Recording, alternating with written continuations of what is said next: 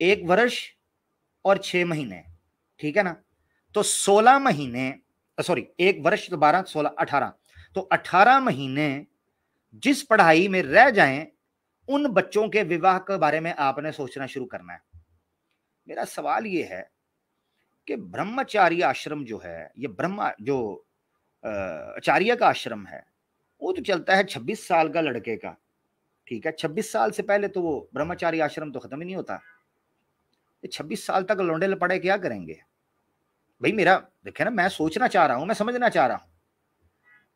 अच्छा, उसमें कहते हैं जब रह जाए ना, तो तब उस लड़की और उस लड़के की फोटो, प्रतिबिंब कहते हैं, उनका अक्स बनाना, प्रतिमा जिसे कहते हैं, ठीक है ना, प्रतिमा, स्कल्पचर या उनका कोई स्केच, अर्थात जिसको फोटोग्राफ कहते हैं, अथवा प्रतिकृति उतार के, यानी ये चीज, कोई भी चीज जिससे वो देखे जा सकें, उतार के कन्याओं की अध्यापिकाओं, यानी जो लड़कियों की फीमेल टीचर है उनको भेज दिया जाए, और जो लड़कों के मेल टीचर्स हैं उनको भेज दिया जाए, उनको भेज देना है।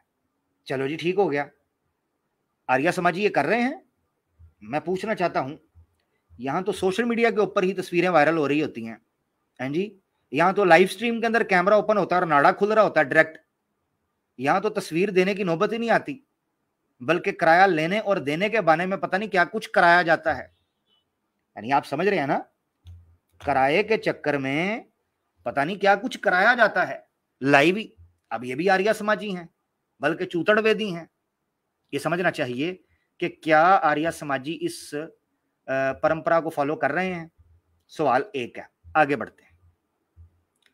जिस जिसका रूप मिल जाए, उसके इतिहास, अर्थात जन्म से लेके उस दिन पर्यंत जन्म चरित्र का पुस्तक हो, उसको अध्यापक लोग मंगवा के देखें। क्या मतलब है? अब ये वो काम है जो मैं जानना चाहता हूं, आर्य समाजी शादी करने से पहले कर रहे हैं कि नहीं कर रहे। पता क्या मतलब है? ये मतलब है कि जिस कन्या और जिस वर, यानी जिस लड़के और लड़की की शादी करनी है, उनका पास्ट लिखना चाहिए, इतिहास पूरी की पूरी पुस्तक बनानी है, फाइल। कब जन्म हुआ, कहां हुआ, किस किस जगह से गुजरे, माता पिता कौन है, गोत्र क्या है, कुल क्या है, किस खानदान से हैं, क्या कहां कहां पढ़े हैं, ये सारी डिटेल, उसकी पूरी हिस्ट्री। आए, एक शर्त हमारी तरफ से भी आर्य समाजियों ले लीजिए, कृपया करके ये भी पूछिएगा भी और बताइएगा भी कि कितने बॉयफ्रेंड उसके रहे हैं और कितनी गर्लफ्रेंड्स आपकी रही हैं। कि ये भी तो आना चाहिए ना जी आपकी सीवी में, शादी करते हुए।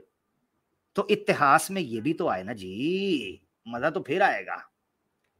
अच्छा, अब देखें, जब आगे बढ़ते हैं, जब दोनों के गुण, कर्म, स्वभाव यानी नेचर, स्वभाव सुदर्शा हों या मिल जावें, यानी कंपैटिबल हो जावें, तब जिस जिसके साथ जिस जिसका विवाह होना यज्ञ समझें, उस पुरुष और कन्या का प्रतिबिंब, यानी उनकी फोटो और इतिहास, यानी उनका पूरा बायोडाटा, पूरा उनका जन्म कुंडली कन्या और वर के हाथ में देवें। लो, और पहले तो गुरु को दी थी, अध्यापक को दी थी, अब कहते हैं जी लड़का और लड़की एक दूसरे को दे दें। यानी लड़की की पूरी रिपोर्ट लड़के के हाथ में दे दी जाए और लड़के की पूरी रिपोर्ट लड़की के हाथ में दे दी जाए, लिखकर। वाह, ठीक है जी। अब आगे बढ़ जाते हैं, वो क्या कहते हैं, ये करते हैं कि नहीं करते, सवाल तो ये है। और कहें कि इसमें जो तुम्हारा अभिप्रिय हो, अभिप्रिय, यानी अध्यापक को कहना चाहिए कि उस लड़के और लड़की को कहें कि ये फोटोएं आ गई हैं, इनके पूरा इतिहास आ गया है, पूरा बायोडाटा कद काठी आ गई है, ठीक है, सारी डिटेल आ गई, तो इसमें से जो तुम्हें पसंद है उससे हमको विदित कर देना, हमें बता देना, विदित कर देना यानी इतला दे देना। जब उन दोनों का निश्चय परस्पर विवाह करने का हो, जाए, यानी जब उन दोनों को यकीन हो जाए कि हम दोनों की शादी होगी, तब उन दोनों का समावर्तन, ठीक है, समावर्तन एक ही समय में होवे। समावर्तन का क्या मतलब है?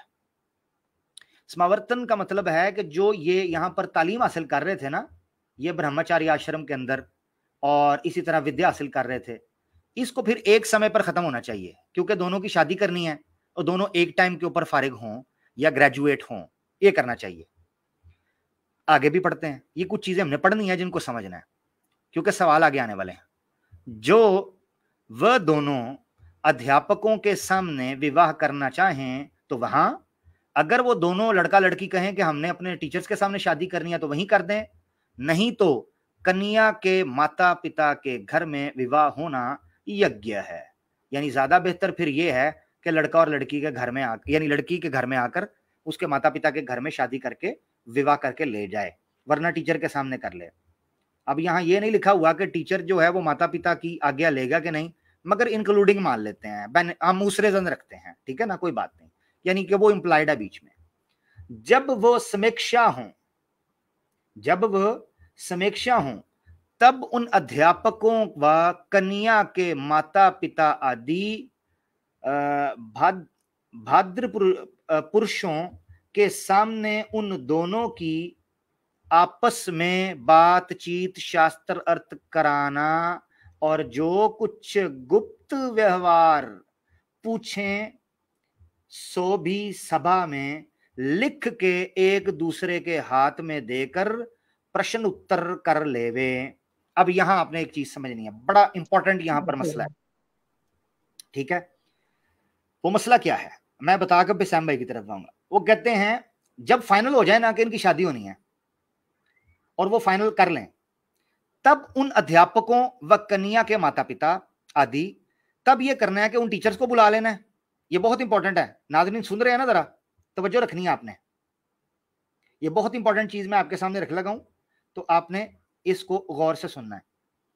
वो कहता है जब फाइनल हो जाए तो तब टीचर्स को भी बुला लेना है, लड़की के माता पिता को भी बुला लेना है, और इस तरह के जो बड़े लोग हैं, समझदार लोग हैं, उनको भी बुला लेना है और उनके सामने उन दोनों को बिठाना है और आपस में बातचीत करवानी है। यानी अकेले में कोई किसी किस्म की बातचीत नहीं होगी, अकेले में बातचीत नहीं होगी। आर्य समाजियों, सनातनियों, इस बात पर अमल करते हो हैं प्रैक्टिकली?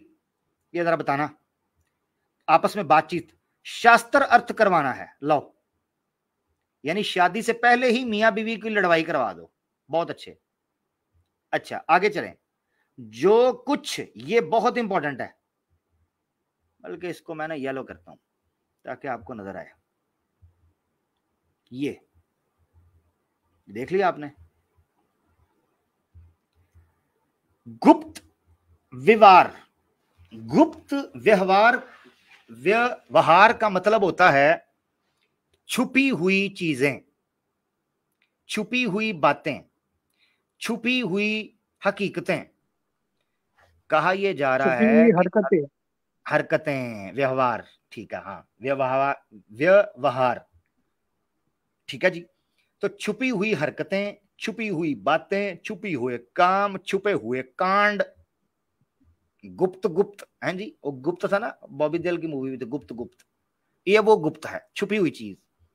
अब देखें, इस गुप्त का मैं गुप्ता बनाने लगा हूं, बल्कि ईशा गुप्ता बनाने लगा हूं, जरा देखिएगा। वो कहते हैं जी शास्त्रत करवाना है और लड़का और लड़की दोनों एक दूसरे के बारे में गुप्त व्यवहार पूछें, छुपी हुई बातें पूछें अगर, तो भी सभा में सबके सामने लिख के एक दूसरे के हाथ में देकर प्रश्न उत्तर कर लेवें। मेरा सवाल यह है स्वामी साहब, ये गुप्त व्यवहार क्या पूछेगी लड़की? सीधी बात है, क्या पूछेगी? हम्म। साइज पूछेगी चप्पल का? है क्या पूछेगी? पैंट कितनी टाइट है ये पूछेगी? हैं जी? या स्टॉप वॉच लगाकर कितनी देर दौड़ लेते हो ये पूछेगी? या पलंग तोड़ा है कि नहीं कभी ये पूछेगी? या पहले किसी गुफा के अंदर मुंह घुसेड़ा है, ये पूछेगी। और लड़का क्या पूछेगा? क्या पूछेगा कि कच्ची कली हो या कुब्जा की तरह झुक जा हो? क्या पूछेगा? बताओ ना मुझे, क्या चेक करेगा? एक गुप्त व्यवहार आर्या समाजी कोई लौंडा लपाड़ा अपनी बहन को पूछने देगा? ये मेरा सवाल है। पूछना भी जरूरी है, उसकी वजह है, पूछना जरूरी है। टेस्ट ड्राइव तो जरूरी है ना जी, क्योंकि बाद में अगर काम खराब हो गया तो स्वामी साहब तो उधर नहीं ना आएंगे अपना पिछवाड़ा, अपना लुंगी लेके मसला हल करवाने के लिए, क्योंकि वो तो जा चुके हैं, पर लोग पधार चुके हैं। अब यहां तो रगड़ा लड़का खाएगा या लड़की खाएगी, तो उनको तो पूछना पड़ेगा। तो टेस्ट ड्राइव करवा लेते हैं। अब उसमें स्वामी साहब कहते हैं अकेले में मिलना कोई नहीं, उसमें कहते हैं अकेले में मिलना कोई नहीं, और बाद में कहते हैं गुप्त व्यवहार भी पूछो। स्वामी साहब बड़े बदतमीज इंसान थे आप, क्योंकि जब आपकी शादी का समय था तो लुंगी छुड़ाकर घर से भाग गए फराडिये, 420 मक्कार आदमी, और आज की युवा पीढ़ी को कहते हो गुप्त गुप्त बातें पूछें। बेटा आज तुम होते ना कहीं तो आर्या समाजी ने चांटे बड़े मारने थे तुम्हें। उन्होंने कहना था स्वामी साहब आपकी नोनो तो रात 9 बजे ही सो जाती थी, हमारा क्या कसूर था, हम भी पकड़े गए। सीधी बात है भाई, आज की युवा पीढ़ी तो नहीं बख्शती, वो तो चांटे मारती है, वो तो पकड़ लेते हैं, सीधी बात है। आज के आर्या समाजी ने सारा गुस्सा आप पर निकाल देना था कि ये क्या हमें झमेले में डाल दिया है। पूछना जरूरी था गुप्त चीजों का, क्यों, वो आपको समझा देता हूं, उसकी वजह मैं आपको बताता हूं। मसला यह है कि स्वामी दयानंद सरस्वती ने यह तो कह दिया कि गुप्त व्यवहार पूछना है, मगर स्वामी साहब ने यह नहीं बताया कि उससे यह पूछना है कि कहीं नपुंसक तो नहीं, संतान उत्पत्ति की तुम्हारे पास शक्ति है कि नहीं, यह भी पूछना चाहिए। और वो पता कैसे चलेगा?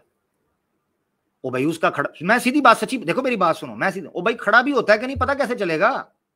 हैं? आप तो कह रहे हो लड़के और लड़की को मिलने भी नहीं देना, पता कैसे चलेगा? इसका हल स्वामी साहब ने निकाला। तो स्वामी साहब को पता था कि मैंने ये तो कह दिया है कि बेड़ा गर्क हो चुका है युवा पीढ़ी का, ना बैल खाते हैं ना मांस खाते हैं, सिर्फ घास खाते हैं और गोबर खाते हैं, प्यास लगे तो मूत्र पीते हैं। तो स्वामी साहब ने इस घड़ी समस्या का समाधान यह किया कि उन्होंने नियोग प्रथा ओपन कर दी। उन्होंने कहा चलो जी नियोग करना जायज है। यह निकाला है मसला। नहीं यकीन तो आपको दिखा देता हूं, ये देखिए आपकी स्क्रीन पर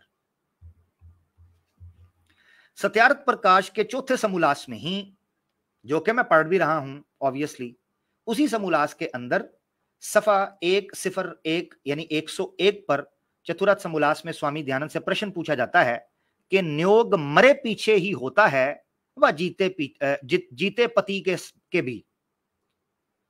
पूछने वाले ने पूछा स्वामी साहब नियोग विधवा के साथ होगा या जीवित औरत के साथ भी हो सकता है? तो स्वामी साहब उत्तर देते हैं जीते भी होता है, यानी अगर किसी औरत का पति जीता हो उसके साथ नियोग हो सकता है। और ऋग्वेद का प्रमाण कोट किया, जिसका खुद भाष्य लिखते हुए कहते हैं जब पति संतान उत्पत्ति में असमर्थ होवे तब अपनी स्त्री को आज्ञा देवे कि ओ सौभाग्य की इच्छा करने वाली या करने हारी स्त्री, तू मुझसे दूसरे पति की इच्छा कर, क्योंकि अब मुझसे संतान उत्पत्ति की आशा मत कर पर टर। चलो जी ये येलो वाले देख लें, अब मुझसे संतान उत्पत्ति की आशा मत कर। स्वामी साहब अगर आपने टेस्ट ड्राइव का अधिकार उस मासूम भोली भाली लड़की को दिया होता और आपको पता चलता, इन नियोग की कभी भी आपको जरूरत ना पड़ती। आपकी स्क्रीन के ऊपर था, आपने देख लिया। अब मैं आपको एक चीज बताता हूं, देखें ये गुप्त व्यवहार का पता होना इसलिए भी जरूरी है कि भाई कल को वो मर्द है या नहीं सही मानों के अंदर। देखो दाढ़ी मूछ से तो नहीं ना पता चलता मर्द है, मर्द का पता तो बहुत से और कामों में चलता है, ठीक है ना जी। और स्वामी दयानंद सरस्वती के बकौल तो मर्द का पता तो लिंग से चलता है। आय हाय आय हाय, क्या कहने स्वामी साहब, क्या कहने आपके। इसीलिए तो स्वामी साहब ने शादी नहीं करवाई थी कि कहीं पता ना चल जाए। ठीक है ना जी। तो स्वामी साहब ने शादी इसलिए नहीं कराई कि पता ना, देखो भाई ना उमन तेल होगा ना राधा आइटम नंबर करेगी, ठीक है जी, यही वजह थी। अब आपके सामने मैं रख देता हूं, आप पूछेंगे यार सबूत क्या है, मैं रख देता हूं, ये देख। स्वामी साहब यजुर्वेद का भाष्य करते हुए अध्याय 25 मंत्र 7 के अंदर, ये आप देख सकते हैं ब्लू में लिखा है कि स्वामी दयानंद का ही है और ये आर्य समाज की साइट है। उसमें लिखते हैं, कहते हैं घोड़े को लिंग और वीर्य से संतान को पहचाना जाता है। इसके भावार्थ के अंदर वो लिखते हैं कि घोड़े को लिंग से पहचाना जाता है और संतान को वीर्य से। अगर संतान अच्छी होगी या वीर्य अच्छा होगा तो संतान अच्छी होगी, अगर लिंग अच्छा होगा तो घोड़ा भी अच्छा होगा। लो, तो स्वामी साहब के बकौल अगर किसी हैवी किस्म के तुरलू का पता करना है, किसी अफ्रीकी तुरलू का, तो उसका पता तो बेटा लिंग से ही चलेगा और किसी चीज से नहीं। अब कोई कह सकता है जी आप अपनी तरफ से लगे हैं, तो ये आर्य समाज की इंग्लिश ट्रांसलेशन ले लें जो जनाब यजुर्वेद का ट्रांसलेशन की है पंडित देवी चंद MA साहब ने। वो क्या कहते हैं, examine the strength of a horse from his पीनस। अगर किसी घोड़े का शक्तिशाली होना सिद्ध करना है तो वो लिंग से ही होगा। अरे मैं मर गया, ओहो लेने के देने। तो स्वामी साहब गुप्त व्यवहार का पता तो पुरुष के लिंग से लगना था। अब बताइए कि क्या सभा में एक वर जो है अपनी वधू को लिंग लहरा कर दिखा सकता है या नहीं? ये है प्रश्न जो आपको कर देगा परेशान, ठीक है जी। अब आप देख लीजिए कि स्वामी साहब की इच्छा क्या थी कि पुरुष कैसे होने चाहिए आर्य समाज के। ये देखें,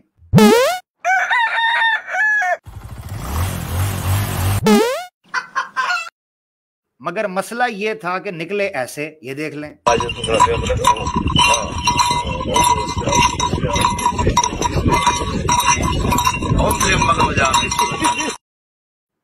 ठीक हो गया जी।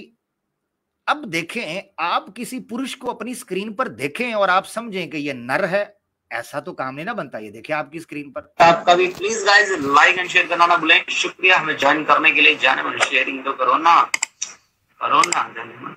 प्लीज करो ना। माय गॉड कितने गंदे लोग हो तुसी। अब मेरी बातें सुनकर आर्य समाजी स्वामी साहब के प्रमाण देखकर यही कहते होंगे, भाड़ में जा, fuck off you Adam Seeker भाईचोद साला। सॉरी ये था, सॉरी किधर गया, हाँ ठीक है। और आर्य समाज की महिला की हालत इस वक्त कुछ यूं होगी।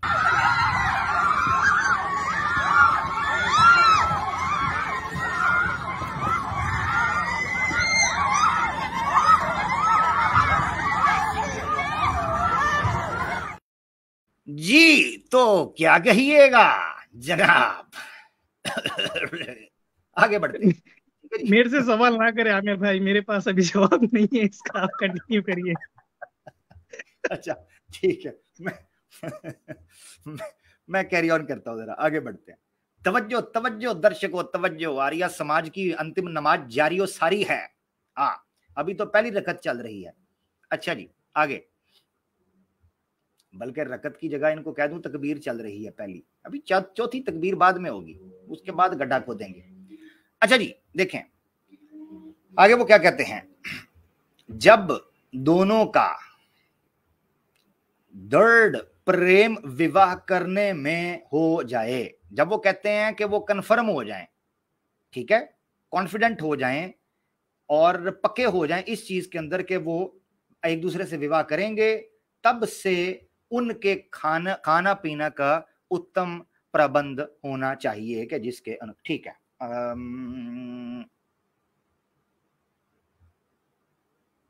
ठीक है, आगे वाला अगर मुझे जरूरत पड़ी तो मैं पढ़ूंगा, इसको अभी के लिए हम रोकते हैं।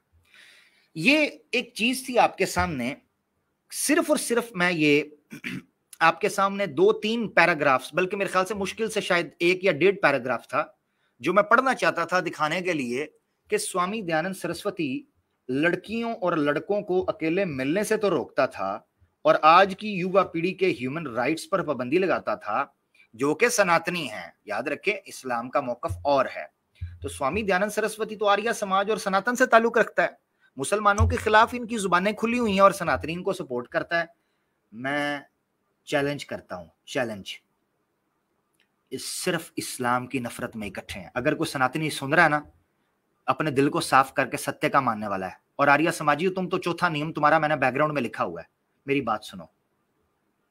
बताओ, जिन सनातनियों से सुपर चैट लेते हो, जिनसे यूपीआई करवाते हो, जिनसे पैसा लेते हो, जिनसे इस्लाम के खिलाफ बुलवाते हो, क्या वो सारे इस कुकर्म के अंदर पड़े हुए हैं कि नहीं पड़े हुए? मेरा सवाल है। फिर तुम्हारी हालत किधर गई? कहता है जी हमने किसी शास्त्र को मानते, हमने किसी शास्त्र को मानते। तो मुंह उठा के फिर भाग जाओ, यहां से दफा हो जाओ। नहीं मानते तो डाल दो स्वामी दयानंद को तेजाब के अंदर, लगा दो इसकी चिता को एक बार फिर आग, कर दो इसको सिद्ध और शुद्ध और पुद्ध नुद्ध। तुम्हारी मेजोरिटी ऑडियंस ओयो रूम्स के अंदर पाई जाती है। तुम्हारी मेजोरिटी ऑडियंस जो है इस सारे गंद के अंदर, जो स्वामी दयानंद सरस्वती पाबंदी लगाना चाहता था, पड़ी हुई है। आप देख लो आर्य समाजियों, गैरत है, सच को मानोगे तो करो खंडन। मैं देखता हूं, करो प्रोग्राम। मैं आर्य समाजियों को चैलेंज करता हूं, हिंदुओं की इस हालत के ऊपर प्रोग्राम करें और उनको कहें बंद करो, ये सब गलत है, हराम है। कहें ओयो रूम्स में जाना, डेटिंग करना, लिव इन में रहना, बताएं सनातनी को कि आर्य समाज का ये मौकफ है और ये सब गलत कर रहे हैं, और लगाएं इनके ऊपर पाबंदी।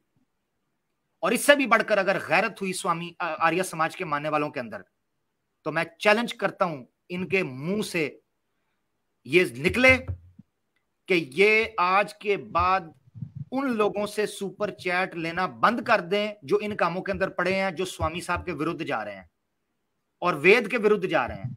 सुपर चैट बंद करें और कहें कि सिर्फ वो हमें सुपर चैट देगा, वो हमें दान करेगा। मैं नहीं कह रहा सुपर चैट बंद कर दो, मगर अगर चौथे नियम को फॉलो करते हो तो अपनी सुपर चैट को सिर्फ उसके लिए खुला रखो जो बंदा सत्य के साथ खड़ा है और हर कुकर्म से दूर है। लो फिर मेरा चैलेंज है, मैं तुम्हें मानता हूं, तुम कितने बड़े सत्य को मानने वाले हो, चौथे नियम को फॉलो करने वाले। जी सैम भाई। जी आमिर भाई, ये देखिए आमिर भाई, ये खुद ये चीजों को सपोर्ट करते हैं। आज के जितने आर्य समाजी सेंटर्स है, अगर आप सेंटर्स के को देखेंगे तो वहां पर शादी करवाते हैं। मैंने आपको एक स्क्रीनशॉट भेजा और लिंक भेजा है आमिर भाई, उसमें डिटेल्स लिखे हुए हैं कि आर्य समाजी सेंटर्स में कौन से मैरिजेस को परमिशन है और वो वहां पर करते हैं। Intercaste marriage. सैम भाई सॉरी सैम भाई, मैं ओपन करना चाह रहा हूँ, प्राइवेट चैट में भेजें लिंक। अच्छा, मैं ओपन करूंगा जी।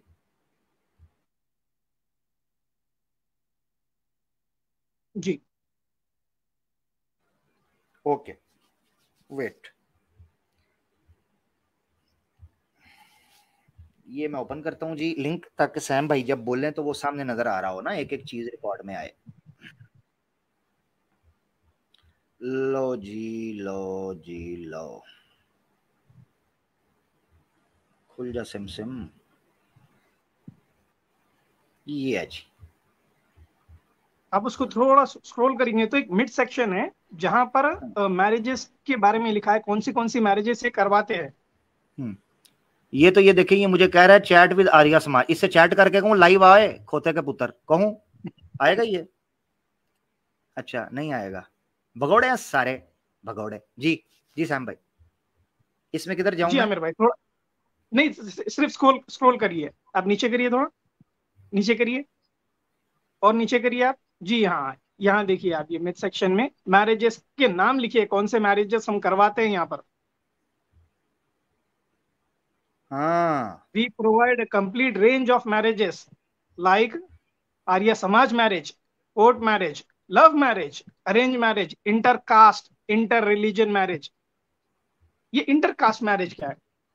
जब ये लोगों को नास्तिक है, अधर्मी मानते हैं, इंटरकास्ट कहां से आ गया? और ये कास्ट के ऊपर बिलीव नहीं करते, ये तो वर्ण सिस्टम में बिलीव करते हैं।